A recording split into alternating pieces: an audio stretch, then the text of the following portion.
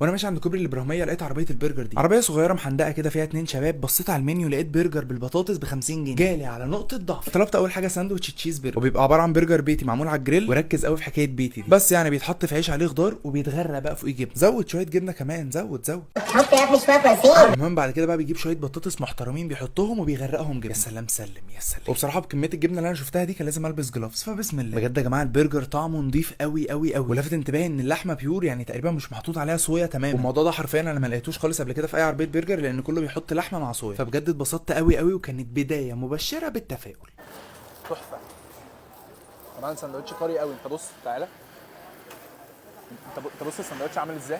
دخلت بقى بعد كده في تاني ساندوتش اللي هو بالمشروم، وده تقريبا نفس مكونات التاني بالظبط، برده البرجر البيتي، والنبي ركز لو في حكايه بيتي دي. وبيتغرق برده صوص جبنه، وبينزل عليه بكراميلايزد اونيون ومشروم. واستغربت جدا جدا لما قال لي ان هو بيستخدم مشروم فريش، فدخلت اشوف لقيته فعلا مشروم فريش، لان المشروم وهو فريش بيفرق قوي قوي قوي في الساندوتش، يعني الاكيله هيفهموا الموضوع ده جدا. قلنا بسم الله بقى ودخلنا في الساندوتش. ميكس اللحمه النضيفه جدا اللي مش عليها بهارات كتير تضيع طعمها، مع المشروم الفريش والجبنه والعيش، بجد يا جماعه فوق الخيال. وبص كده انا عايزك تشوف اللقطه الجايه دي.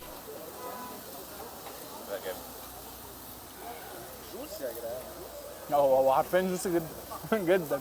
هو ده حرفيا اللي يتقال له اكادوا من فرطي الجمالي اذوب. اي والله اذوب. بجد يا جماعه تحفه قوي قوي. حته ان السندوتش طري، العيش ده اصلا حلو، يعني العيش ده احسن من العيش اللي هو التاني اللي هو شبه بتاع ماكدونالدز ده اللي هو البن. بجد فارق قوي قوي قوي. طلعنا بقى من برجر شويه وجربت الهوت دوج او السوسيس لو انت من مصر عادي. ده بيبقى سندوتش بسيط جدا، سوسيس عليه كاتشب وهاني ماسترد بس كده. انتوا شايفين يا جماعه الساندوتش قد ايه؟ وكل ده ب 30 جنيه بس بصراحه بالنسبه لي كان عادي، يعني مش مبهر زي البرجر. فانتوا لما تروحوا لا جيبوا برجر يا جماعه هتنبهروا. بجد يا جماعه تجربه جميله جدا جدا، لازم تروحوا تجربوها. العربيه موجوده في شارع توت عنخ امون من ناحيه كوبري الابراهيميه بعد سيكشن اف كده بشويه. بس كده سلام. بس انا عايز اقول لك العربيه دي حرفيا، يعني انا صورت في عربيه برجر كتير في اسكندريه، العربيه دي احلى عربيه برجر موجوده في اسكندريه بدون اي مبالغه.